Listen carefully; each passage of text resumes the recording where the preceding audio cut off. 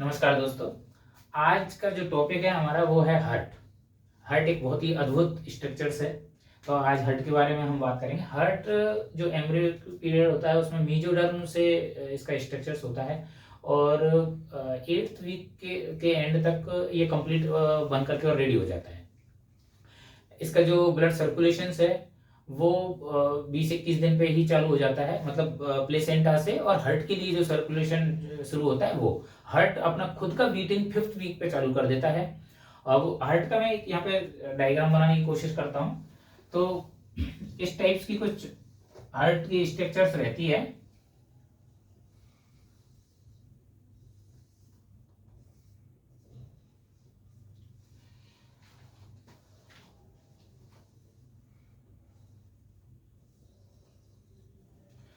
तो ये यहाँ पे आप देख पा रहे होंगे, ये जो हार्ट का मतलब डायग्राम बनाने की कोशिश की है मैंने। इसमें हार्ट में 4 चेंबर होते हैं अपने। ये होता है अपना आर ए जो राइट साइड में होता है, R B, L A, L B. ये वेंट्रिकुलर सेप्टल होती है, ये एट्रियल सेप्टल होती है। यहाँ से आयोटा निकलता है। एक्चुअली आयोटा यहाँ से मतलब एलवी से कनेक्टेड रहता है, लेकिन ये पोस्टीरियर स्ट्रक्चर्स होती है। तो ये इसके ऊपर आर भी आया हुआ होता है। एक्चुअल में जो इसकी जो स्ट्रक्चर्स होती है वो जैसे यहाँ पे आप देख पा रहे हैं ऐसी नहीं होती, ओवरलैपिंग होती है। ओवरलैपिंग का सेंस ये है कि आर ए के ऊपर आर भी आएगा, आर भी आयोटा उसके नीचे, आयोटा जो आयोटिक वाल्व रहेगा वो आरबी के नीचे चला जाएगा। एलवी सबसे पोस्टीरियर स्ट्रक्चर्स होती है और एलवी से ही चूंकि आयोटा निकलता है तो ये पीछे की मतलब पोस्टीरियर साइड से निकलता है। एल ए इधर साइड में हो जाएगा और ये दोनों मतलब आयोटा जो निकलेगा उसके जस्ट ऊपर इनकी सेप्टम होगी आर ए और एल ए की। इस प्रकार से होता है। ये बिल्कुल सेपरेट नहीं होता कि यहाँ पर आर ए खत्म होगा उसके बाद में हमारा आर बी चालू होगा, यहाँ पे एल ए खत्म हो जाएगा। ऐसे ये एक दूसरे को ओवरलैपिंग किए हुए होते हैं। तो ऐसे लेकिन उसको बनाना बड़ा मुश्किल होगा, इसलिए मैंने एक समझने के लिए तो ऐसे डायग्राम बना दिया है। आयोटा एलवी से इस पोस्टीरियर साइड से निकलता हुआ है, तो ये मैंने डॉट डॉट करके और उसको बना दिया। एक्चुअल में एलवी जो होता है वो यहाँ तक कवर्ड किए हुए होता है, इतना इतना ये पूरे पार्ट को यहाँ तक। तो यहाँ पर आयोटिक वाल्व आएगा। आयोटिक वाल्व राइट साइड में आता है। तो ये स्ट्रक्चर्स हो गई। इसके बारे में जो इसका मेन जो फंक्शन होता है वो है ऑक्सीजनेटेड सप्लाई पूरे बॉडी के लिए। बाद में इसके जो 4 चेंबर होते हैं, 4 चेंबर के बीच में यहाँ पर होता है अपना ट्राइकस्पिड वाल्व। ट्राइकस्पिड का मतलब है उसमें 3 कस्प होते हैं। यहाँ पर होता है बाइकस्पिड वाल्व या इसी को मिट्रल वाल्व बोलते हैं। यहाँ पर इस जब ये एलवी से आयोटा निकलता है तो वो आयोटिक वाल्व होता है, वो यहाँ यहाँ होता है, मतलब पोस्टीरियर आर ए और एल ए के बीच से निकलता हुआ पोस्टीरियर स्ट्रक्चर्स में। तो लेकिन इसको अभी यहाँ पर बना देते हैं। यहाँ पर होता है ये अपना आयोटिक वाल्व। और इसके बाद में यहाँ से जो है निकलता है अपना लंग्स के लिए जो वेन जाती हैं, पल्मोनरी वेन। तो यहाँ पे हो जाता है अपना पल्मोनरी वाल्व।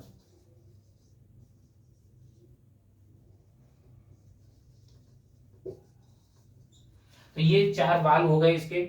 इसके बाद में लोकेशन जो हार्ट की होती है वो होती है अपने जो सेकंड रिब्स होती है उससे और 5th रिब्स तक होती है। स्लाइटली ये लेफ्ट साइड में होता है। हल्का सा जो राइट ये है अपना आर ए है, राइट एट्रियम है, वो अपना राइट साइड में स्टर्नम से आता है। यहाँ से ऐसे आप मान के चल सकते हैं, यहाँ से यूं स्टर्नम निकला हुआ होता है। इसमें जो ब्लड वेसल्स हैं, आयोटा मैंने आपको बता ही दिया। आयोटा की इधर से यहाँ से जो आएगी वो होती है ऐसे, ये आईवीसी।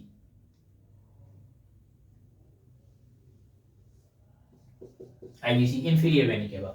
और यहाँ पर यहाँ से निकलती है एसबीसी, सुपीरियर वेनी केवा। तो ये जो बॉडी का जो डीऑक्सीजनेटेड ब्लड है उसको सप्लाई सब मतलब लेकर के और बॉडी से लेकर के और हार्ट तक आती हैं। और यहाँ से फिर पल्मोनरी आयोटा के पल्मोनरी वाल्व के थ्रू ये अपना लंग्स के लिए जाता है, लंग्स से ऑक्सीजनेटेड होकर के। और यहाँ पर जो है अपना 4 पल्मोनरी वेन यहाँ पर लेकर के ब्लड लेकर लंग्स से ब्लड लेकर के आती हैं, 2 इस साइड से और 2 इस साइड से।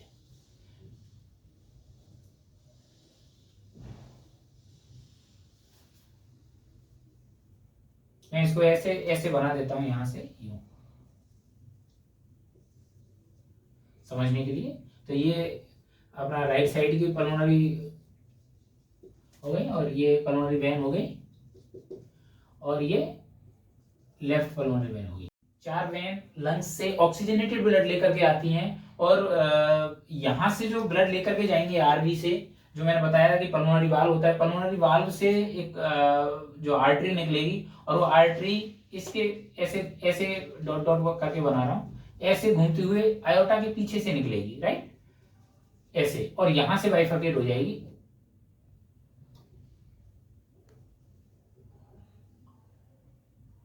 यहां से इस साइड के लिए बाइफरकेट हो जाएगी, ठीक है। तो आयोटा और जो अपना पल्मोनरी आर्टरी होती है वो ऐसे क्रॉस कर जाती है।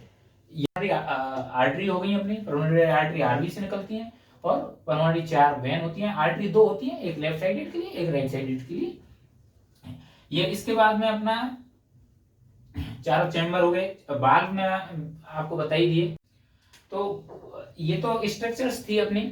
स्ट्रक्चर्स के बारे में, इसके लिए जो ब्लड सप्लाई होती है, इसके लिए जो नर्व सप्लाई होती है, उसके बारे में अपन डिस्कस करेंगे। तो नर्व, इसके लिए 2 नर्व सप्लाई होती हैं, एक होती है सिंपैथेटिक,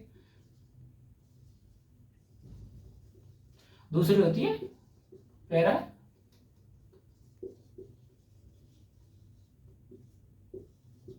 पैरासिम्पैथेटिक। ये 2 है। सिंपैथेटिक नर्वस सिस्टम का काम होता है हार्ट की एक्टिविटीज को बढ़ाना, और पैरासिम्पैथेटिक का काम होता है इसका इंक्रीज करना, होता है इसका डिक्रीज करना। और इस प्रकार से ये दोनों जो हैं रेगुलेट करती हैं हार्ट की एक्टिविटीज को। इसके बाद में हार्ट का जो वेट होता है वो होता है 270 से और 310 तक। किसी में थोड़ा बहुत कम ज्यादा है, फीमेल्स में थोड़ा सा कम रहता है, मेल्स में थोड़ा सा ज्यादा रहता है। लोकेशन, इसकी लोकेशन होती है 2nd रिब्स से और 5th रिब्स तक होती है, स्लाइटली लेफ्ट साइडेड।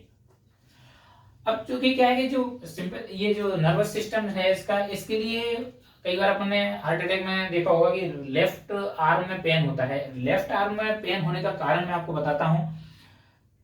क्या होता है कि ये जो से अपना हार्ट है,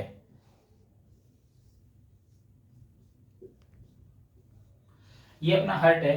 अब इसके लिए जो जो नर्व सप्लाई हो रही है वो T1 से और अपना T2, T3, T4 ये है। अब इसमें क्या होता है कि ये जो T1 वाला जो पार्ट है, वो T1 वाला पार्ट अपना ब्रेकियल प्लेक्सिस का पार्ट होता है, जिसमें C5, C6, C7, C8 और T1, ये 5 जो होती हैं ये है। और ये हार्ट को जो तो सप्लाई करती ही है, एक इनकी ब्रांच हार्ट को सप्लाई करेगी, दूसरा अपना आर्म को सप्लाई करेगी। तो चूंकि नर्व एक ही है, इस वजह से वो रेडिएट होता है लेफ्ट साइडेड में। लेफ्ट साइडेड में क्योंकि जैसा कि मैंने आपको बताया कि स्लाइटली ये लेफ्ट साइडेड में लोकेटेड होता है, और लेफ्ट साइडेड में लोकेटेड होने की वजह से जो नर्व जो है वो लेफ्ट साइडेड की ज्यादा स्टिमुलेट होती है, और उसकी वजह से अपन को लेफ्ट आर्म में पेन फील होता है ड्यूरिंग हार्ट अटैक। ऐसा नहीं है कि राइट साइड में पेन नहीं हो सकता, राइट साइड में भी पेन फील हो सकता है, लेकिन कंपैरेटिवली कम होता है लेफ्ट साइडेड की, क्योंकि लेफ्ट साइडेड की ज्यादा नर्व इन्वॉल्व रहती है। लेफ्ट साइड की जो नर्व्स हैं उसकी सप्लाई उसकी ज्यादा कांटेक्ट में रहता है नर्व, और इसी वजह से लेफ्ट साइडेड में ज्यादा पेन होता है बजाय ये राइट साइडेड के। तो ये अपना हो गया nerve supply to the heart हो गए। इसके बाद में अपन चलेंगे कि ब्लड सप्लाई। ब्लड सप्लाई इसको जो मिलती है वो आयोटा, जो मैंने आपको बताया, मैं मिटा करके और आयोटा बना देता हूं आपको।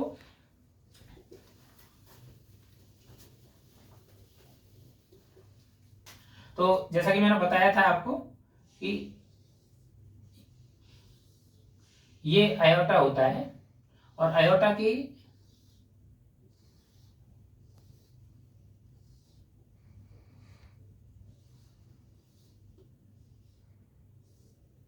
तीन ब्रांच होती है। राइट साइड में जो निकलेगी वो होती है ब्रोकियोसेफेलिक आर्टरी, जो आगे जाकर के 2 ब्रांचों में बढ़ जाती है। एक होती है राइट कॉमन कैरोटिड आर्टरी, दूसरी होती है सबक्लेवियन आर्टरी, और ये right common carotid artery. Left side में जब चलेंगे, ये थोड़ा सा लेफ्ट साइड में होता है, हाँ ठीक, सॉरी, ये इस टाइप्स की 3 ब्रांच होती है। ये होती है अपने left common carotid artery, left subclavian artery, और इसके बाद में जो है बेटा यहां से नीचे आ जाता है।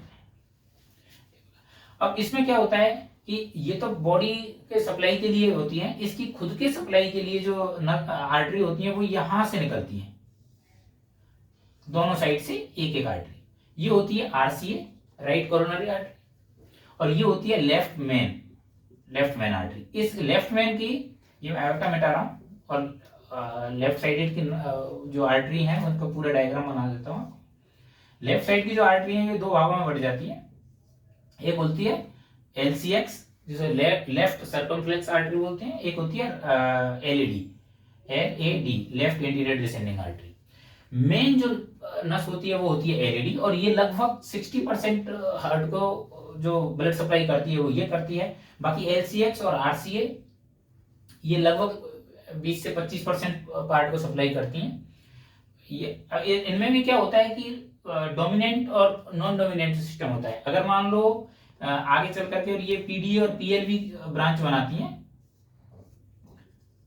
PDA और PLV, अगर मान लो PDA और PLV RCA की ब्रांच बन रही हैं तो राइट डोमिनेंट होगा, और वो लगभग 20% पार्ट को सप्लाई करेगा, सिर्फ 10% पार्ट को ही सप्लाई करेगी। लेकिन अगर मान लो लेफ्ट डोमिनेंट सिस्टम है तो जो LCX है वो अपना 20% के आसपास पार्ट को सप्लाई करेगी और 10% को RC करेगी। तो ये दोनों साइड से कहीं से भी निकल सकती है, ये डिपेंड करता है कि इस प्रकार से इधर से भी निकल सकती है और इधर से भी निकल सकती है। कई बार ये भी हो सकता है कि PDA इधर से निकल रही है, PLV इधर से निकल रही है, तो ये फिर कोडोमिनेंट सिस्टम हो जाएगा। तो इस प्रकार से ये हार्ट को सप्लाई होती है। हार्ट को सप्लाई करने के लिए जो LED आती है वो बिल्कुल सीधी एंटीरियर पार्ट से हुई आती है, और ये जो राइट और लेफ्ट सर्कमफ्लेक्स आर्टरी जो होती हैं ये हार्ट के पोस्टीरियर पार्ट को सप्लाई करती हुई ऐसे जो हार्ट है, हार्ट के पीछे की साइड में चली जाती हैं दोनों। जो डोमिनेंट सिस्टम होगा उसकी ज्यादा ब्रांच चली जाएंगी, जो नॉन डोमिनेंट होगा वो इधर ही रह जाएगा। इस प्रकार से ही होता है। इसके लिए अब ब्लड यहां से सप्लाई तो हो जाता है, वापिस ब्लड कहाँ आता है, तो वापिस जो ब्लड आता है वो कोरोनरी जो अपने साइनस होते हैं, CS होता है, उसके थ्रू राइट एट्रियम में वापिस आता है ब्लड। तो ये इसका जो अपना सर्कुलेशन सिस्टम है ये है। अब हार्ट को जो सप्लाई मिलती है वो मिलती है अपना डायस्टोलिक फेज में, क्योंकि जब हार्ट कॉन्ट्रैक्शन करेगा, हार्ट कॉन्ट्रैक्शन करते टाइम जो ये जो मैंने यहाँ पे बताया था आपको, ब्रांचेज जो है इसकी वो सिंक हो जाएंगी कॉन्ट्रैक्शन के टाइम पे, क्योंकि प्रेशर रहता है और प्रेशर के टाइम पे ये बंद हो जाती है। इसलिए प्रॉपर ऐसा नहीं है कि 100% बंद हो जाता है, कुछ पार्ट फिर भी जाता है सिस्टोलिक फेज में भी, लेकिन मोस्ट ऑफ द जो सप्लाई होती है हार्ट के लिए वो डायस्टोलिक फेज में होती है। डायस्टोलिक फेज में जब प्रेशर जैसे जो normal pressure, diastolic normal pressure होता है वो 80 होता है। अब 80 जो प्रेशर है वो इसको सप्लाई करेगा, क्योंकि आयोटा में जो प्रेशर मेंटेन है वो कोरोनरी में चला जाएगी ब्लड, और इस प्रकार से इसको सप्लाई होती है। इसके बाद में वाल्व्स आपको बताई दिए। ये जो हार्ट होता है उसकी नॉर्मल मैंने आपको बता दिया है।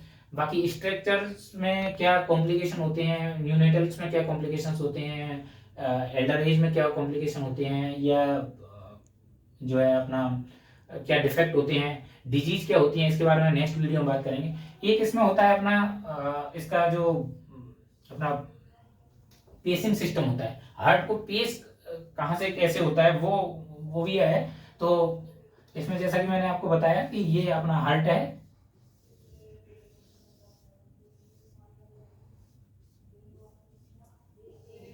इसमें यहां पर जहां पर अपनी IVC सॉरी SVC जहां पर ओपनिंग होती है वहीं पे SA नोड होता है, SA नोड। और ये जो बाल्व होता है अपना ट्राइकस्पिड बाल्व, उसके यहाँ पर होता है अपना AV नोड। इसके बाद में यहां से ये जो है बंडल ब्रांच होती है, और ये बंडल ब्रांच 2 भागों में बढ़ जाती है। राइट बंडल ब्रांच और लेफ्ट बंडल ब्रांच। इसके बाद में ये यहाँ से परकंजी फाइबर्स शुरू हो जाते हैं और ये इस प्रकार से हार्ट को जो कॉन्ट्रैक्शंस प्रोवाइड करते हैं और इस प्रकार से ये कॉन्ट्रैक्शंस होता है। कई बार ये ऐसे नोड जो होता है वो अपना काम नहीं करता तो एवी नोड काम कर लेता है। इसके बाद में मतलब कहने का मतलब ये है सारे चेम्बर्स की खुद का सिस्टम होता है जो इसको पेश करते हैं और आपको जो है हार्ट को बंद नहीं होने देते। हार्ट को कुछ इस 3D इमेज के जरिए हम अच्छे से समझ सकते हैं। तो हार्ट में जो राइट साइड में आप देख पा रहे होंगे ये है हमारी राइट कोरोनरी आर्टरी और ये पोस्टीरियर होते हुए ये जो निकल रही हैं और ये PDA और PLV इसकी जो ब्रांचेज हैं।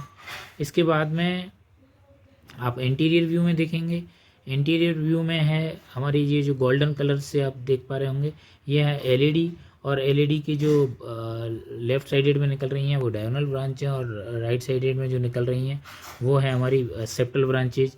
इसके बाद में आप देखेंगे पोस्टीरियर व्यू में ये LCX है ब्लू कलर में और ब्लू कलर में इसकी जो OM ब्रांच है।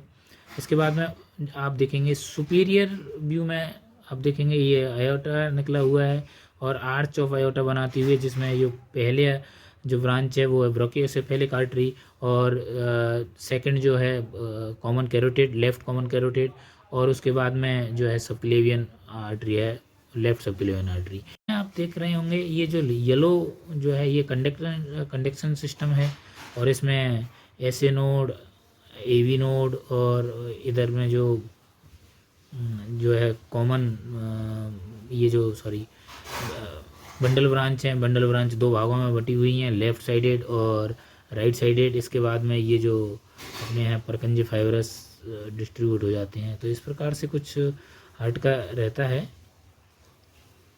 ठीक, तो नेक्स्ट वीडियो में हम इसके जो है डिजीज के बारे में डिस्कस करेंगे, क्या डिजीज हार्ट की होती हैं। आज के लिए इतना ही, थैंक यू।